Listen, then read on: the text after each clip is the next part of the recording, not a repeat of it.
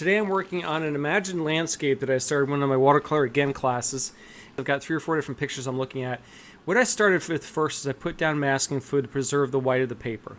Then what I did is after the masking fluid had dried 100%, then I went in and I painted like the trees, the mid-values and the dark tones of the trees. Then I peeled the masking fluid off. Then I put water over the entire surface and dropped color on top of that and let it move around. Now, then I let that dry. Then what you saw at the beginning of this video is what I started in the studio. When I started in the studio, I did basically the same steps again.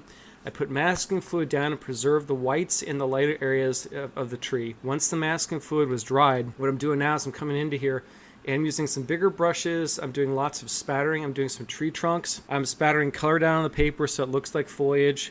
Spattering water into that also. With architecture, you want to have geometric shapes. You want to have things that are evenly spaced apart. When you're working with landscapes, you don't want to do that. Nature doesn't work that way. Trees are not 2 or 3 feet equally apart unless they've been planted by somebody. So in nature, you want to keep things just completely irregular. Lots of spattering indicates foliage. So I spatter paint down there. I spatter water next to it. It's just kind of random and it's not textures. And then what I'm doing now is coming into here and I'm just dripping yellow on top of this. Now, if you don't use a brush, you're not going to disturb the color that's already on top of the paper.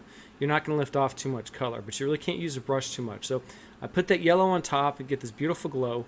And then I dried everything, and now I'm peeling off the masking fluid I put down at the beginning of this video. And then I'm going to do the same thing again. I'm going to come back into here. I'm going to soften some edges. I'm going to take off some color.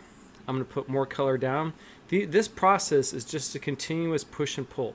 You take things off paper, you put things down on the paper, and what it does is it really builds up this beautiful sense of three-dimensionality. So I'm taking some tape, and I'm going to do the light stream. So I'm lifting off some color with the incredible nib and with the flat brush.